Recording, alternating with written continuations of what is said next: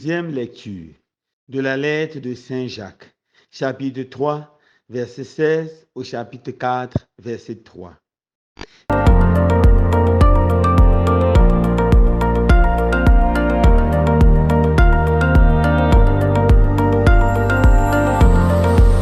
Bien-aimés, la jalousie et les rivalités mènent au désordre et à toutes sortes d'actions malfaisantes.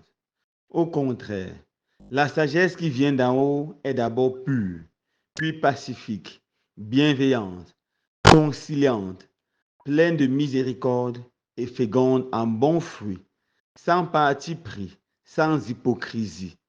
C'est dans la paix qu'est semée la justice, qui donne son fruit aux artisans de la paix.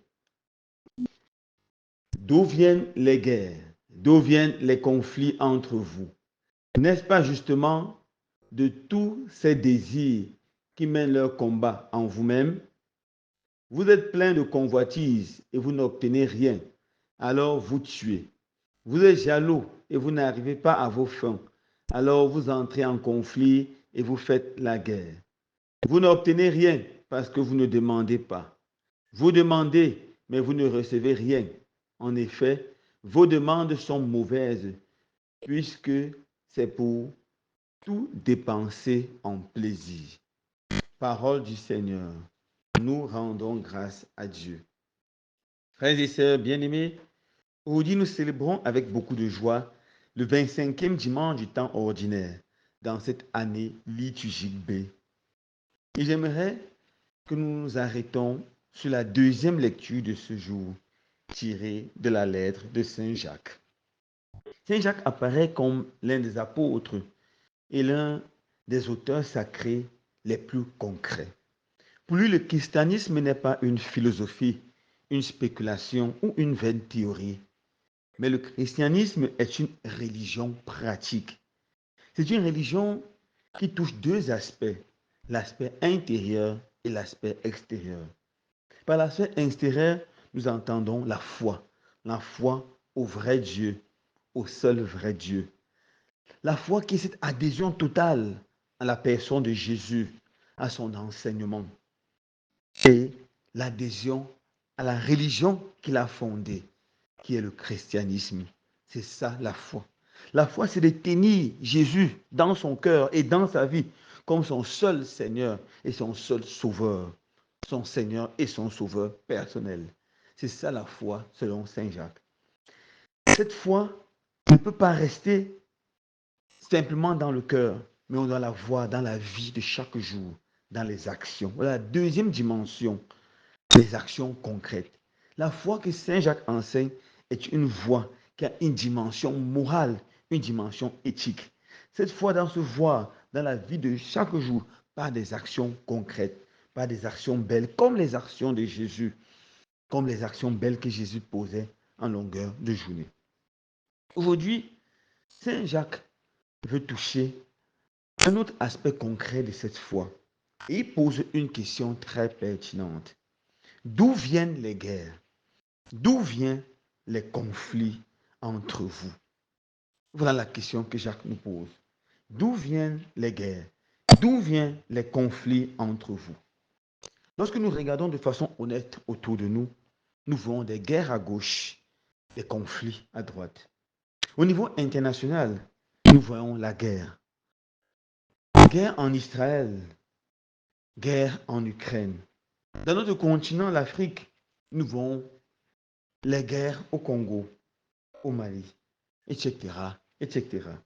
Dans notre propre pays, le Cameroun, nous voyons guerre ou crise dans le nord-est et dans le sud-ouest. Nous voyons les enfants qui, après 2 semaines de la rentrée scolaire, peinent encore à retrouver le chemin des classes. Nous voyons des hommes qui vivent encore dans la peur, dans la frustration. Nous voyons à l'extrême nord des conflits graves dus à ces sectes Boko Haram, mais aussi dus aux catastrophes naturelles gérées souvent pas de façon très bien. Des inondations qui détruisent plusieurs maisons, prennent des vies. Nous voyons des conflits autour de tout cela. Quand nous regardons dans nos propres familles, nous voyons également des conflits, des disputes, des guerres. Oui, nous avons suivi avec beaucoup de peine dans le cœur ce prêtre qui a été assassiné par un de ses frères lorsqu'il essaierait de gérer un conflit, une dispute entre eux. Nous voyons des cas comme ça inacceptables dans nos familles. Des disputes si bien que l'un ou l'autre prend une arme. Nous voyons des femmes qui sont encore assassinées par leur mari à cause des violences conjugales. Nous voyons des frères et sœurs qui ne peuvent plus se parler. Nous voyons des conflits à gauche, des conflits à droite. Lorsque nous regardons même dans nos paroisses, nous voyons des conflits entre les fidèles. Dans nos groupes, dans nos CEB, dans nos mouvements d'action catholique, nous voyons des guerres, nous voyons des conflits. Alors, on peut nous arrêter avec Saint Jacques et poser encore cette question. D'où viennent les guerres? D'où viennent les conflits entre nous? Saint Jacques, après réflexion, donne un essai de réponse. Il dit, les guerres, les conflits, ces rivalités viennent de deux choses principales.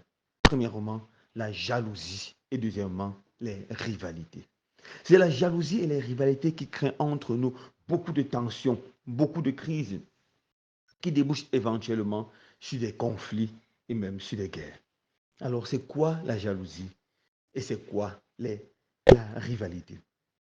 La jalousie consiste à ne pas regarder ce que nous avons et regarder ce que les autres ont et commencer à envier cela, commencer à désirer cela.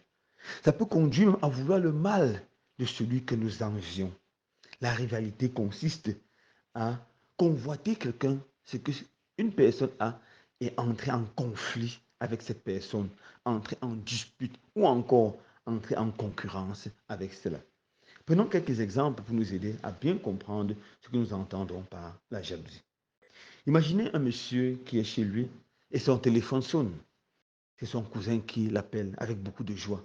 Allô tonton, on vient de remettre les résultats du bac et j'ai passé le bac avec mention. Il est très content, il dit c'est fort, félicitations mon fils, tu es formidable. Et lorsqu'il raccroche le téléphone, il se tourne, il regarde son propre fils qui a le même âge que son neveu, qui a échoué le BPC pour la troisième fois. Et il sent une grande peine dans son cœur. Voilà déjà le début de la jalousie. La jalousie est déjà à la porte de son cœur et ça commence à frapper. Que va-t-il faire pour vaincre cette jalousie? Prenons un autre exemple. Imaginez une dame qui est chez elle et c'est sa nièce qui appelle maman et un garçon avec qui je marche depuis quelque temps. On s'aime et on va se marier. Je vais l'amener dimanche pour qu'il te salue. Elle dit c'est bien ça ma chérie, je t'attends, je t'attends. Et lorsqu'elle raccroche, elle se tourne et voit ces deux filles qui dépassent même sa nièce en âge, qui n'ont pas encore de mari. Et elle commence à avoir mal au cœur. Elle commence à avoir un petit sentiment contre sa nièce, alors que sa nièce n'a rien fait pour que ses cousines n'ont pas de mari. Alors, son cœur commence à pincer. Voilà la jalousie qui frappe déjà à son cœur. À ce niveau, il n'y a que deux chemins possibles. Le premier chemin, c'est de laisser la jalousie dominer notre cœur. À ce niveau, nous commençons à détester la personne qui a quelque chose que nous n'avons pas. À ce niveau, la haine peut arriver. Et cette haine va conduire à la rivalité, va conduire même à la guerre et, pourquoi pas, au meurtre. Rappelons-nous l'histoire de Joseph et de ses frères. Joseph était plus doué que ses frères. Il avait plus de dons que ses frères. Et à cause de cela, ses frères l'ont tellement détesté qu'ils ont essayé de le tuer. Ils l'ont finalement vendu comme un esclave. Ses frères qui partageaient le même sang avec lui ont failli le tuer parce que la jalousie a dominé leur cœur. Devant la jalousie qui entre dans le cœur de chaque homme, qui peut entrer dans le cœur de tous les hommes, car personne n'est immunisé contre la jalousie, que devons-nous faire? Que devons-nous faire? Saint Jacques nous dit, lorsque nous sentons que la jalousie frappe à la porte de notre cœur, nous devons demander la sagesse qui vient de Dieu, la sagesse d'en haut, car elle est pure, pacifique, bienveillante, conciliante, pleine de miséricorde et féconde en bons fruits, sans parti pris. Voilà ce que Saint Jacques nous dit. Lorsque la haine frappe devant notre cœur, lorsque la jalousie frappe dans notre cœur, nous devons choisir le chemin de la sagesse qui vient de Dieu. Je disais tantôt que deux chemins s'ouvrent. Le premier chemin, c'est nous laisser dominer par la haine. Et lorsqu'on se laisse dominer par la haine, nous sommes fichus. On va entrer dans les rivalités, on va entrer dans les guerres, dans les conflits avec nos frères. On va devenir malheureux. On va devenir misérable. Le deuxième chemin, c'est de choisir le chemin de la sagesse qui vient de Dieu. Demander au Seigneur dans la prière la grâce de ne pas laisser la haine nous dépasser, de ne pas laisser nos sentiments négatifs nous dominer, mais de laisser la pureté qui vient de Dieu envahir notre cœur. Demander au Seigneur la sagesse qui prend, qui amène, qui va avec la passion, avec l'esprit de paix, l'esprit de bienveillance. Demander la bienveillance pour celui que nous détestons ou celui qui a quelque chose que nous n'avons pas. Demander au Seigneur beaucoup d'amour pour cette personne-là. Voilà ce qu'il faut faire. Pour que nous comprenions bien, permettez-moi de prendre un exemple que j'ai lu avec beaucoup d'intérêt dans un livre qui m'a beaucoup intéressé. C'est l'histoire d'un prêtre qui travaillait dans une paroisse avec un certain nombre de confrères. Parmi eux, il y avait un prêtre plus jeune, mais qui était extrêmement éloquent. Alors il se rendait compte que le jeune prêtre qui était éloquent prêchait tellement bien et les fidèles l'admiraient. Les fidèles étaient heureux de participer à sa célébration eucharistique. Alors, notre ami se sentait de plus en plus mal à l'aise car tous les fidèles allaient vers lui. À la fin de la messe, tous les fidèles couraient vers le prêtre qui était éloquent pour demander un rendez-vous pour se faire accompagner pendant que lui, il n'y avait personne devant son bureau, sinon 2 ou 3 grands-mères qui n'avaient pas la force d'attendre longtemps devant le bureau du jeune prêtre qui était le très bon prédicateur. Alors progressivement, la jalousie a commencé à entrer dans son cœur. Il a commencé à envier celui-là. Et la jalousie a commencé à dominer son cœur. Il se rendait compte qu'il commençait à être désagréable avec son confrère. Quand son confrère lui demandait simplement de lui passer quelque chose à table pendant le repas, il répondait de façon très négative, très amère. Alors à la fin du mois, lorsqu'il fait son examen de conscience, il s'est rendu compte que la haine est déjà dans son cœur contre son frère, contre son confrère. Et il a vu que c'est une mauvaise chose. Il est allé se confesser. Il s'est confessé chez un prêtre sage et très pieux, qui après avoir écouté sa confession, lui a dit, mon frère, tu es sur un très mauvais chemin, le chemin de la jalousie, qui peut totalement te détruire et détruire ton ministère. Tu dois faire très attention. Ne laisse pas cela dominer ton cœur. Ne laisse pas la jalousie dominer ton cœur.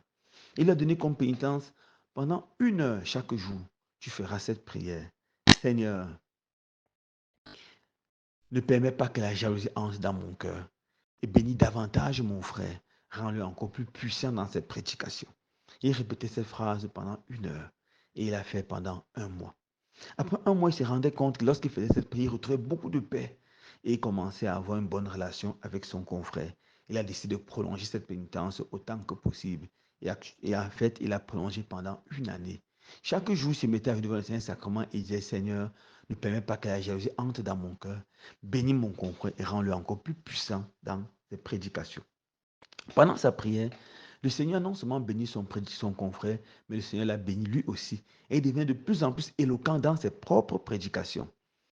Et il voyait comment les gens venaient de plus en plus assister à sa messe avec beaucoup de joie. Les gens venaient de plus en plus vers lui pour demander conseil. Et un jour, lorsqu'il prêchait, il a vu son confrère, le grand prédicateur, qui a pris un stylo et il a commencé à prendre les notes. Et lorsqu'il a vu celui-là prendre les notes, c'est là qu'il s'est rendu compte qu'il était devenu lui aussi un excellent prédicateur. En priant pour demander au Seigneur de ne pas permettre que la jalousie entre dans son cœur, Dieu l'a béni puissamment et lui a donné la grâce et le charisme de la prédication. Il est devenu un excellent prédicateur et il prêchait beaucoup mieux que celui qui était le grand prédicateur. Alors nous comprenons, frères et sœurs bien-aimés, que la sagesse qui vient de Dieu entier sur nous la bénédiction. Lorsque nous laissons la jalousie dominer notre cœur, alors Dieu ne peut plus nous bénir. Saint Jacques nous dit ceci. Vous êtes plein de convoitises et vous n'obtenez rien, alors vous tuez. Vous êtes jaloux et vous n'arrivez pas à vos fins, alors vous entrez en conflit et vous faites la guerre. Lorsque la jalousie est dans notre cœur, nous ne pouvons plus rien obtenir de Dieu. On ferme notre cœur sur la bénédiction du Seigneur. Mais Saint Jacques nous dit encore, vous n'obtenez rien parce que vous ne demandez pas. Vous demandez, mais vous ne recevez rien. En effet, vos demandes sont mauvaises parce que c'est tout pour dépenser en plaisir. Alors, lorsque nous nous arrêtons d'être jaloux d'une personne et nous commençons à prier que le Seigneur, demander au Seigneur de bénir cette personne, la bénédiction du Seigneur nous touche et le Seigneur lui-même nous bénit. Au lieu d'être jaloux de ton cousin qui a réussi le bac, prie pour lui et je t'assure, le Seigneur bénira ton propre enfant qui réussira aussi le bac. Au lieu d'être jaloux de ta nièce qui a trouvé un fiancé, prie pour elle, demande au Seigneur de la bénir, de lui donner un mariage heureux, beaucoup d'enfants. Et le Seigneur bénira tes propres filles qui, dans quelque temps, viendront te présenter leur fiancé. Au lieu d'être jaloux de ton voisin qui a acheté une nouvelle voiture, demande au Seigneur de le bénir. Fait que cette voiture fonctionne très bien. Et là-dessus, le Seigneur t'ouvrira les portes et très vite, tu pourras avoir une voiture peut-être meilleure. C'est nous qui bloquons la bénédiction du Seigneur en restant attachés à la jalousie et en entrant dans les rivalités. Quand ce dimanche, le Seigneur touche nos cœurs et enlève loin de nous la jalousie, remplisse nos cœurs de beaucoup d'amour et nous donne la vraie sagesse qui vient de lui. Cette sagesse qui est pure, qui veut la paix, qui veut le bien de l'autre, qui est capable de réconcilier les hommes et qui nous ouvre à la miséricorde de Dieu. Loué soit Jésus-Christ.